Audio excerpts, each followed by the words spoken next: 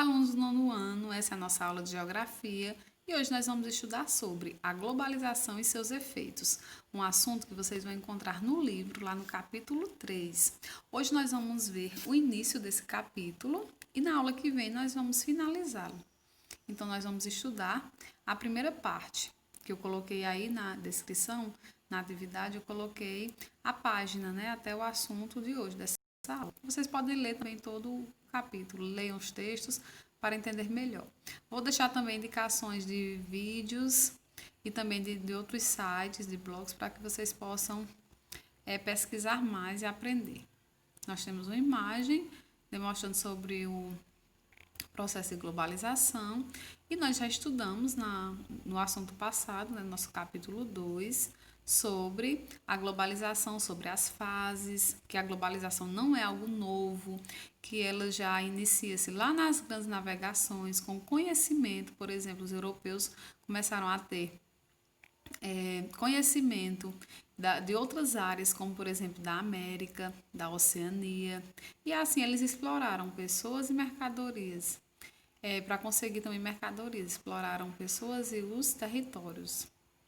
Então, nós vamos ter a globalização com a integração com maior intensidade das relações socioespaciais, sociedade, né, no espaço, em escala mundial, instrumentalizada pela conexão entre as diferentes partes do globo terrestre. Essa conexão iniciou lá no imperialismo, colonialismo. Século XXI, informação é poder. As terras, por exemplo, o território já foi poder, já representou assim, como por exemplo nessa parte que eu falei das grandes navegações, dessas explorações dos territórios. Então hoje não representa mais tanto poder o território em si, as terras, mas sim a informação. Hoje nós vivemos numa era da informação, em que essa informação global das pessoas em tempo real, ela foi construída ao longo do tempo. E principalmente hoje nós temos essa comunicação que foi gerada através de interesses, principalmente econômicos, não só sociais, mas interesses econômicos. As empresas precisavam fazer isso, a venda, o comércio, ele necessitou ao longo do tempo de uma comunicação cada vez mais rápida, cada vez mais eficaz. E isso não representa totalmente algo social para as pessoas, mas no geral foi algo que foi construído ao longo do tempo pelo comércio.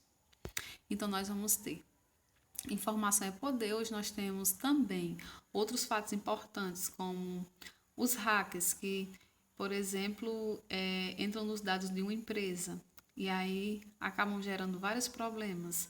Hoje nós temos os nossos dados bancários, dados pessoais, que também eles devem ser protegidos, né? São algo sigilosos. Os países têm informações que devem ser protegidas.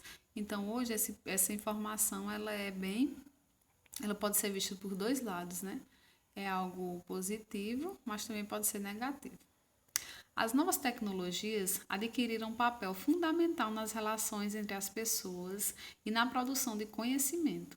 Novos ramos foram se desenvolvendo, como nós vamos ver alguns ramos das novas tecnologias que se desenvolvem mudam o modo de produzir produtos, o modo, por exemplo, da questão da medicina, modifica o nosso modo de viver, de estudar.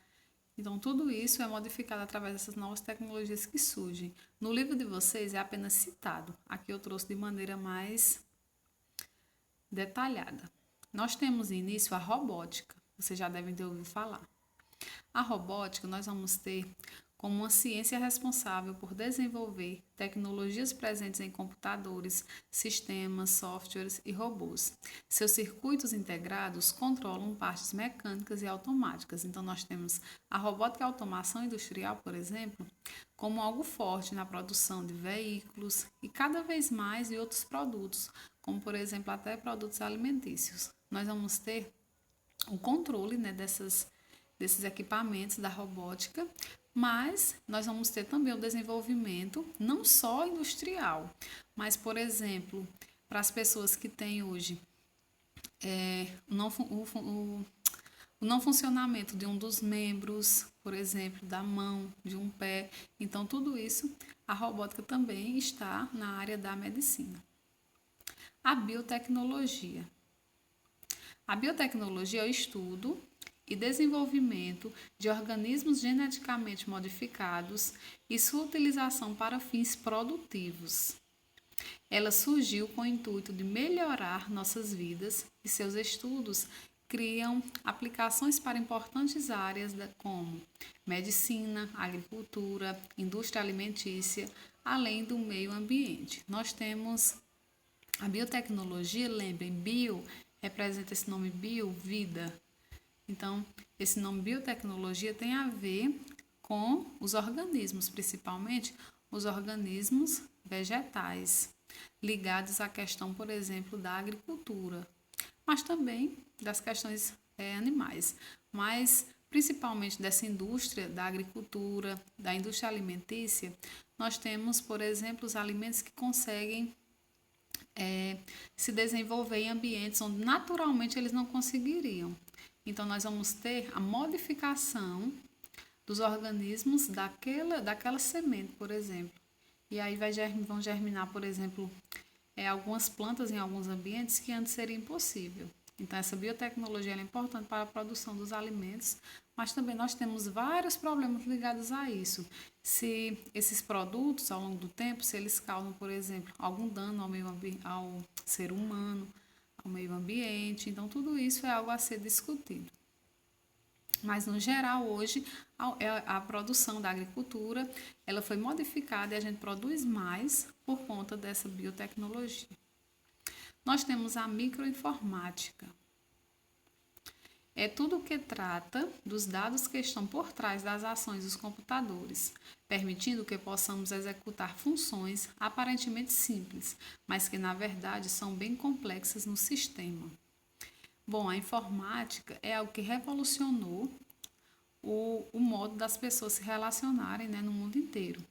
E também revolucionou a forma de produzir produtos, de comercializar. Hoje a internet ela está aí num patamar de importância enorme para a humanidade hoje. E ela já tem uma semente lá no início, lá na Guerra Fria, onde ali eram produzidos os primeiros computadores. Então, nós temos o iniciozinho da produção dessas máquinas eletrônicas lá na Guerra Fria. Então, isso nós tivemos o avanço, né, de toda a humanidade nessa época, apesar de ter sido uma guerra. A nanotecnologia é o estudo da matéria em uma escala atômica e molecular.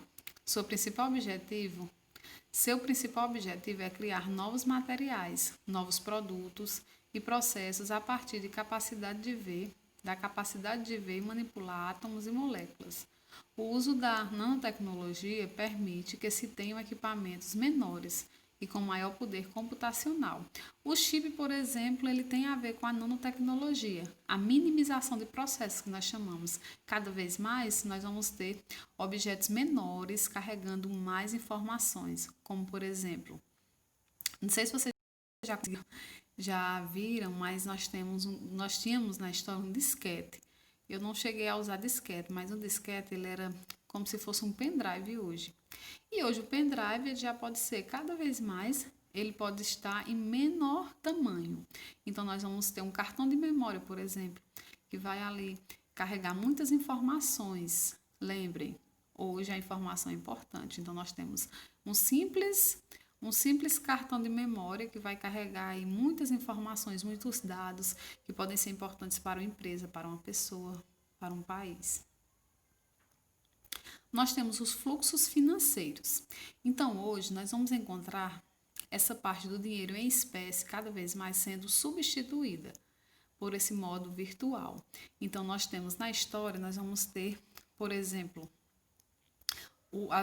a troca, né, o escambo, lá no início ainda, na Idade Média. Aí vocês já estudaram a história, o escambo, a troca de produtos. Aí nós vamos ter as moedas, a introdução do dinheiro, lá no Renascimento Comercial, na burguesia, na Europa. E hoje nós temos esses fluxos financeiros representados aqui.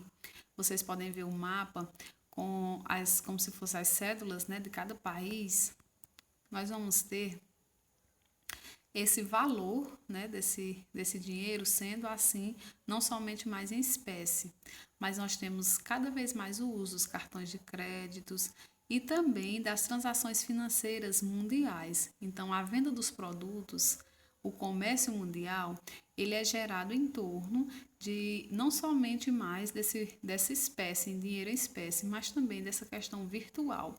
Então, os bancos hoje, eles têm uma quantia em dinheiro que ela não existe necessariamente em espécie, mas que ela está no sistema. Então, nós temos um sistema bancário, assim como também num país, como também no mundo inteiro, nós temos os sistemas que eles são integrados.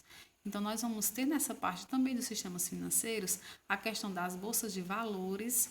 Vocês podem já ter ouvido no Jornal Nacional, né?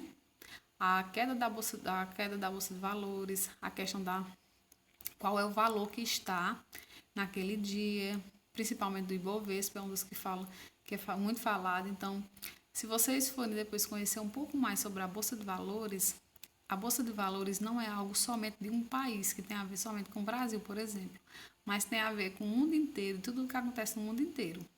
O dólar, o preço do dólar, que é uma das moedas mais valorizadas, nós vamos ter o euro, que não vai ser compartilhado somente, não é de um país, mas é compartilhado entre vários países da União Europeia, na Europa, como nós vamos ver melhor no capítulo sobre os países europeus. Então, nós temos aqui esses fluxos financeiros gerados em torno, principalmente do comércio, da venda de produtos, da importação e da exportação de mercadorias. Vocês lembram dos blocos econômicos, que é uma união entre os países com esse objetivo, que eles possam lucrar mais, possam vender produtos, possam receber produtos também com menores taxas. Nós temos os transportes de pessoas e mercadorias. A questão dos transportes, ela não tem um objetivo também necessariamente de transportar pessoas, principalmente o objetivo do aprimoramento do transporte ao longo do tempo entre os países foi nessa questão também do comércio. Então, para levar produtos de um lugar para outro, como nós temos lá nas grandes navegações a questão das especiarias, que os europeus iam buscar essas especiarias lá na Índia, por exemplo, na África. Então, eles pegavam esses produtos que geravam lucro em Portugal, na Espanha, na Itália. Então, nós temos aqui o transporte de pessoas e mercadorias hoje como algo muito importante e que, lembrando novamente da pandemia que nós estamos vivendo, o transporte de pessoas e mercadorias não pôde, por exemplo, ser totalmente encerrado, ser fechado. Vamos fechar os portos no Brasil, não vamos mais receber produtos de outros países por conta do risco de contaminação com o novo vírus, das pessoas que vêm nessas embarcações. Ou simplesmente vamos parar todos os aviões que vêm dos outros países, que saem do Brasil, que chegam no Brasil. Vocês viram a dificuldade que é fazer isso. Então, esse vírus que vem lá da China, e aí em pouco tempo ele consegue chegar em muitos lugares do mundo por conta desse novo modo de transporte de pessoas, principalmente. Então, nós vamos ter nesse processo as distâncias. Parece que nós temos poucas distâncias. Nós temos uma relação aparente de curtas distâncias, que na verdade esse mundo são distâncias enormes, mas tem momentos que parece que esse mundo é bem pequeno por conta desses deslocamentos populacionais. Então, por exemplo, a gente fechar todos os aeroportos do Brasil é algo muito difícil. Então, acabou se gerando aí, a gente consegue ver nessa pandemia essa questão da globalização muito forte. Nós temos várias embarcações de contêineres, por exemplo, somente os de cargas. Nós temos também as embarcações que transportam produtos a granel, por exemplo, sem embalagens, como nós podemos observar aqui, que ele produz, por exemplo, transporta produtos que nós chamamos que é a granel, ou seja, não está em embalagens como nós conhecemos na nossa casa, mas sim, ele transporta produtos em grande quantidade. Nós temos também a questão das compras hoje online. Nós temos cada vez mais uma crescente população que tem a necessidade de comprar coisas pela internet. Eu compro muitas coisas hoje, a maioria dos produtos, sem ser produtos alimentícios, mas também é possível, mas produtos de eletrodomésticos, roupas, muitas coisas eu compro pela internet. E isso vem crescendo ao longo do tempo. As pessoas encontram melhores preços nessas lojas que não são físicas, porque a loja física ela vai gerar custos também com funcionários, mais uma maior quantidade, o prédio tem que ter também uma maior estrutura, então nós temos as lojas virtuais cada vez mais atendendo um público maior, que cresce a cada dia, e é uma característica desse século XXI, essas compras que nós podemos fazer, comprar produtos a longas distâncias, principalmente também produtos importados, que isso não era possível há alguns anos atrás, você comprar produtos diretamente, por exemplo, de outros países. E por último, nós temos a população em movimento. Então, nós vamos ter o processo de migração das pessoas. O ser humano é um ser que já migra naturalmente, lá desde a época da pré-história, que migrava de um lugar para o outro em busca de sobrevivência, onde nós tínhamos o ser humano que vivia de forma nômade, não tinha residência fixa. Mesmo as pessoas vivendo de forma sedentária, que é essa que a gente vive hoje, tendo uma casa, um ambiente fixo, você tem um lar, um local onde você fica sempre, nós temos também a questão dos deslocamentos. Então, nós temos vários tipos de migrações que nós vamos estudar melhor depois. Nós temos o imigrante, que é o que chega em um lugar. O imigrante, que é o que sai. Temos as migrações internacionais, que são de um país para o outro. As migrações temporárias, aquelas que as pessoas vão para um lugar, mas retornam, por exemplo, pode ser a trabalho. Nós temos as migrações forçadas, quando uma pessoa não quer se deslocar do ambiente. Pode ser de forma natural, por exemplo, por a ocorrência de um vulcão, de erupção, por exemplo, que as pessoas se deslocam. Pode ser também questão de guerras, uma migração sem ser uma migração espontânea da pessoa, expulso de um território, como aconteceu, por exemplo, a migração dos africanos para o Brasil. Nós chamamos de imigração forçada, o que aconteceu no processo de escravidão. Nós temos também a questão hoje, atualmente, do turismo. Então, o turismo para o lazer, nós temos negócios e outras atividades. Então, nós vamos ter essa vez mais se deslocando por muitos lugares do mundo.